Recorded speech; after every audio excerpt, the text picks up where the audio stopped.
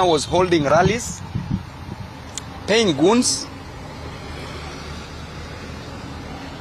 at the governor's park. Goons were being paid. Governor's private office, goons were being paid up to past midnight just to attack us. We did notify the police. We went to Homa Bay. As usual, we knew that they didn't have brains.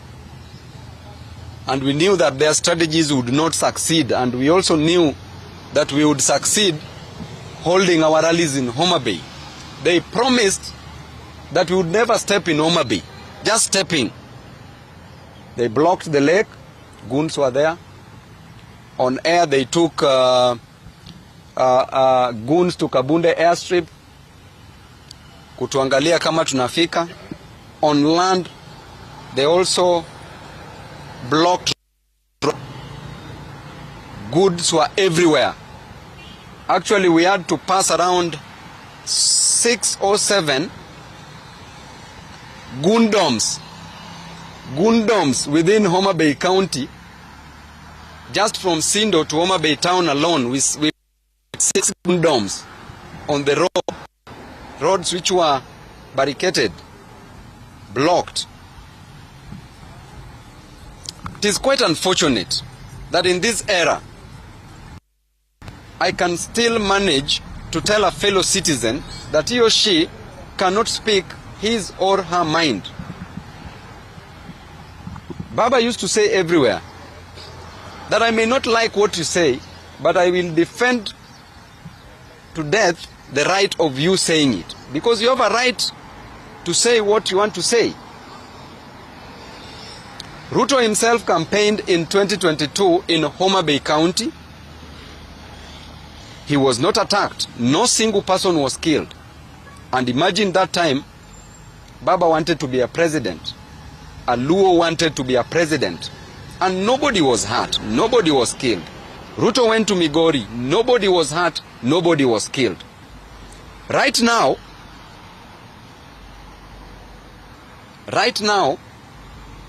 Luos are being incited against Luos. When you go to Central, Kikuyus are being incited against Kikuyus to kill each other just because of this politics. Kenyans, you've been voting for these leaders every election period cycle, but they don't bring changes. There is no change that they brought to you. They promised you jobs. There are no jobs that you're having. That goon in Homa Bay who was so vicious to attack us, which job do you have?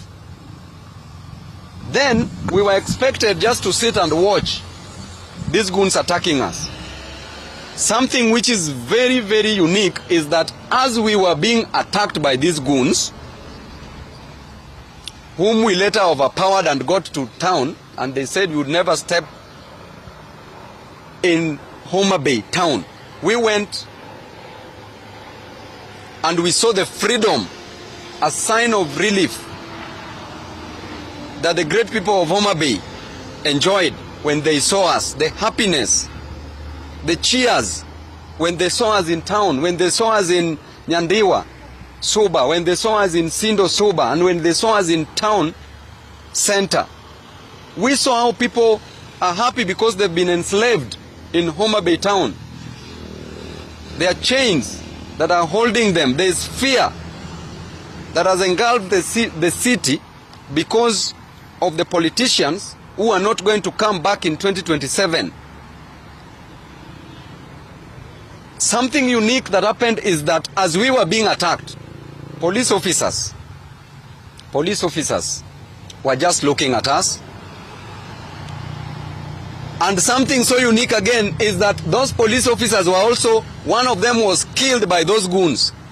Several were injured by those goons. Wanga's and Kaluma's goons were injured. There's one police officer that, were it not for me stopping the cars for him to be accommodated, to be carried, he would have died on sight.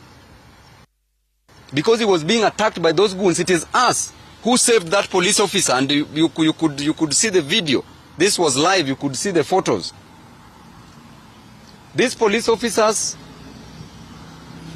having failed in their duties to protect lives and property, now apparently wants to show Kenyans that they are so concerned about the safety of Kenyans by posting on their social media handles that they need that the one Olivetti Jaoko should report to the nearest police station that he was involved in this chaos. This Oliver was not involved in this chaos. We were with Oliver. We didn't go to attack the people of Homa Bay. The goons who were set against us were the ones who came to attack us. There is nowhere, there is no single video clip, there is nothing, no single photo showing where Oliver was chaotic. Oliver was consistently with us as we were getting town. And that they are saying that there are 15 people, a group of 15 people that were arrested before Sunday, and that was on a Saturday, and that these 15 people were being organized by Oliver. I think you should do better than this to the police officers that we have in this country. I think you should have better brains than what you possess at the moment. How do you just allege that those goons belonged to one Oliver? How do you know? How do you allege? Meanwhile, you have video clips showing the governor and the Homa Bay MP Kaluma saying clearly that goons should attack us and inviting goons to attack us, which means that they were the people who are organizing these goons against us.